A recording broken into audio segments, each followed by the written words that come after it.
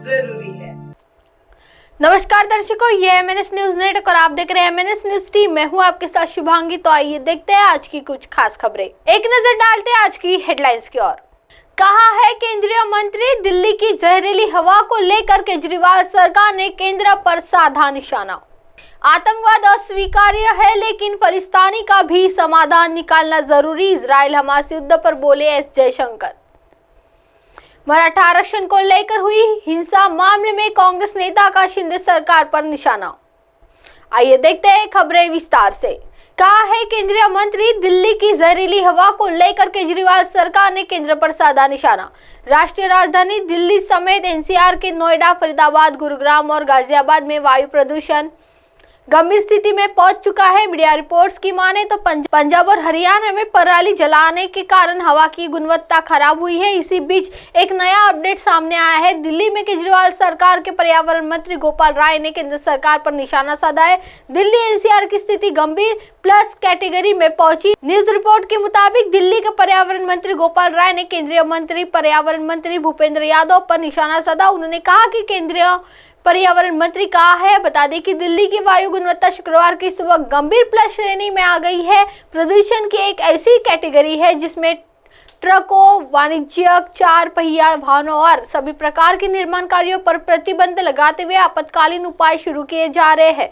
ऐसे समझे AQI की गणित 0 और 50 के बीच AQI को अच्छा माना जाता है। 50 100 के बीच संतोषजनक, 101 200 के बीच मध्यम, 201 300 के बीच खराब, 301 और 400 के बीच बहुत खराब और 400 और 500 के बीच गंभीर और 500 के ऊपर यह खतरनाक स्थिति होती है। दिल्ली के जहांगीरपुर और औद्योगिक क्षेत्र से ताज़ा ड्रोन फुटेज लिए हैं। बताया गया है कि ये फुटेज सुबह 11:10 के है। शहर को धुंध की मोटी चादर ने ढक दिया है। आइए बढ़ते हैं अगली खबर की ओर। आतंकवाद अस्वीकार्य है, लेकिन फलिस्तान का भी समाधान निकालना जरूरी। इजराइल हमास युद्ध पर बोले एस जयशंकर। इजराइल हमास युद्ध को लेकर विदेश मंत्री एस जयशंकर ने कहा कि जहां आतंकवाद अस्वीकार्य है, वहीं फलिस्तान के मुद्दे का भी समाधान निकालने की जरूरत है। उन्होंने सीनेट के विदेश मामलों और रक्षा आयोग रोम के संयुक्त सचिव सत्र में यह बात की। सत्र को संबोधित करते हुए जयशंकर ने कहा कि 7 अक्टूबर को जो हुआ वह आतंकवाद की एक बड़ी घटना थी। इसके बाद इसने पूरे क्षेत्र को एक अलग दिशा में ले लिया है, लेकिन निश्चित रूप से यह हर किसी की आशा होनी चाहिए कि आखिरकार संघर्ष क्षेत्र के लिए सामान्य नहीं हो सकता। यह कुछ स्थिरता और कुछ सहयोग पर वापस आ सकता है। विदेश मंत्री ने कहा कि विभिन्न मुद्दों पर संतुलन बनाने की जरूरत है। इजराइल फलिस्तान संघर्ष में समाधान की नई दिल्ली की स्थिति को दोहराया जाएगा। उन्होंने कहा कि इसके भीतर हमें विभिन्न मुद्दों के बीच संतुलन बनाया होगा। अगर आतंकवाद का मुद्दा है और हम सभी को आतंकवाद को अस्वीकार्य है तो हमें खड़ा होना चाहिए, लेकिन फलिस्तान का मुद्दा भी है। फलिस्तानी लोगों के सामने आने वाली समस्याओं का समाधान होना चाहिए। विदेश मंत्री ने इस बात पर जोर दिया कि मौजूदा संकट को हल करने के लिए बातचीत शुरू जरूरी है। यदि आपको कोई समाधान ढूंढना है तो आपको बातचीत के माध्यम से समाधान ढूंढना होगा। आप संघर्ष और आतंकवाद के माध्यम से कोई समाधान नहीं ढूंढ सकते हैं, इसलिए हम इसका समर्थन करेंगे। वर्तमान स्थिति को देखते हुए हमारा मानना है कि मानवीय कानून का सम्मान किया जाना चाहिए। उन्होंने कहा कि किसी भी जटिल स्थिति में सही संतुलन न बनाना बुद्धिमानी नहीं है। भारत ने हमेशा फलिस्तान के एक संप्रभु, स्वतंत्र और व्यवहार राज्य की वकालत की है जो इजराइल के साथ शांति से रहे। आइए बढ़ते हैं अगली खबर की ओर। मराठा आरक्षण को लेकर हुई हिंसा मामले में कांग्रेस नेता का शिंदे सरकार पर निशाना। कांग्रेस के वरिष्ठ नेता अशोक चव्हाण ने कहा कि चूंकि महाराष्ट्र के एकनाथ शिंदे नेतृत्व वाली सरकार ने मराठा आरक्षण मुद्दे को हल करने की अपनी प्रतिबद्धता पूरी नहीं की है, इसलिए इस मुद्दे पर आंदोलन ने महाराष्ट्र के कुछ हिस्सों में हिंसक रूप ले लिया है। महाराष्ट्र के पूर्व मुख्यमंत्री चव्हाण ने यहां संवाददाताओं को कहा कि मौजूदा सरकार को मराठा आरक्षण मुद्दे को हल करने के लिए 1 महीने का समय दिया गया था और वे अपनी प्रतिबद्धता पूरी नहीं कर सके।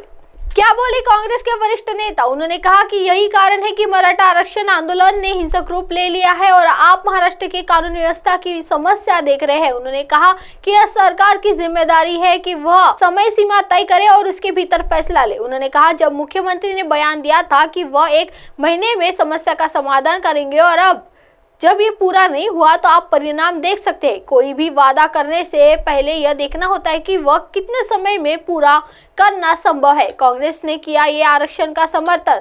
उन्होंने कहा कि कांग्रेस ने मराठाओं के लिए आरक्षण का हमेशा समर्थन किया है। महाराष्ट्र के मुख्यमंत्री एकनाथ शिंदे द्वारा मराठा आरक्षण मुद्दे पर बुधवार को आहुति की गई सर्वदलीय बैठक में हिस्सा लेने वाले चव्हाण ने कहा कि हम सहमत हैं कि इसमें कुछ समय लगेगा, लेकिन एक बार जब आप किसी चीज के लिए प्रतिबद्ध हो जाते तो यह देखना सरकार का कर्तव्य है कि इसका अनुपालन हो।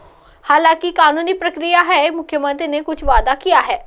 अब आप हमारे चैनल को आपके मोबाइल पर भी देख सकते हैं। मोबाइल ऐप पर देखने के लिए play store MNS News 3 app download करें। इंस्टा, ट्विटर, हाइकू, फेसबुक और कई सोशल मीडिया प्लेटफॉर्म पर हमारा चैनल उपलब्ध है। आप इसे यूट्यूब पर भी देख सकते हैं। आप हमारे चैनल को लाइव भी देख सकते हैं www.mnsnews3.com पर। फिलहाल वक्त हो चला है दर्शकों ब्रेक का। ब्रेक लौटने के बाद देखिएगा देश और दुनिया की तमाम बड़ी खबरें। बने रहिए MNS News 3 पर। नमस्कार।